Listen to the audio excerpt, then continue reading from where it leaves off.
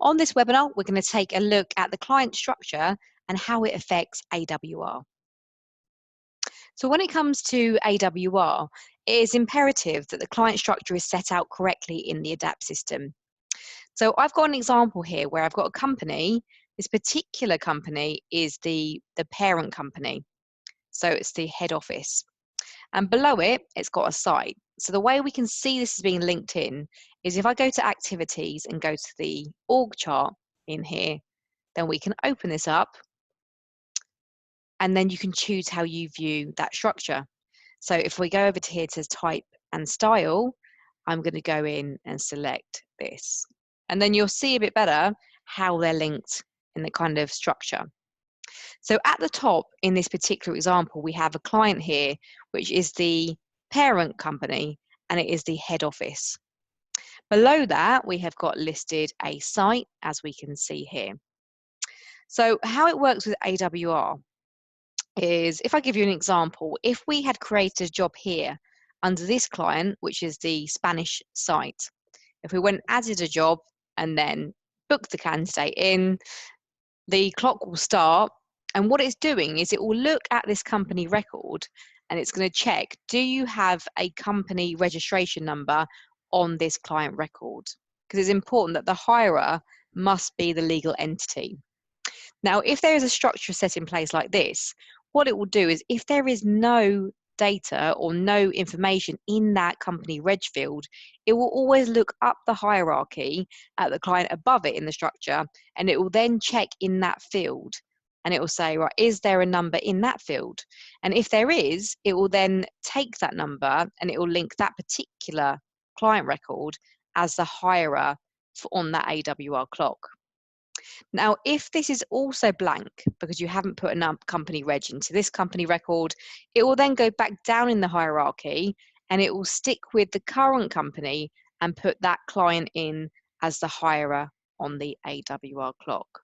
So it's important, as you can see, that you're putting in the correct company registration number, or so it might be that the hirer in this example, they would be the legal entity, and this also is a legal entity as well. So you might be putting jobs into this for that particular client and jobs in here, and they've got separate clocks running.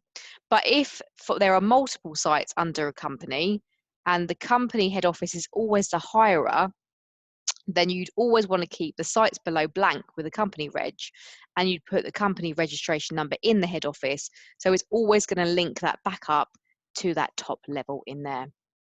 So if you're unsure how to structure the companies, just to show you, being in that parent company record at the moment, if I then scroll down, sorry, parent client record, I should say, if we scroll down to the parent info and requirements page, just to show you, this is where you can link other sites in.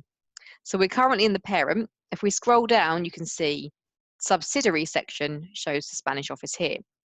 If you then created or had other sites already created in there, you come down here and then link the subsidiary in that section. So it's quite easy to link them all together to build that structure.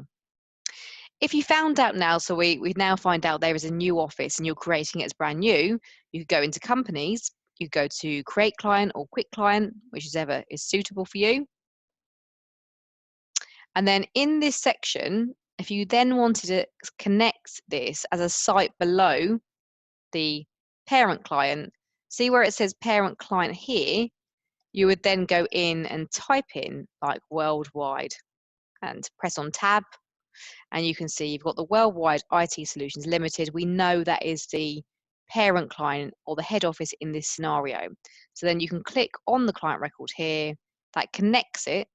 So it will go below that record there.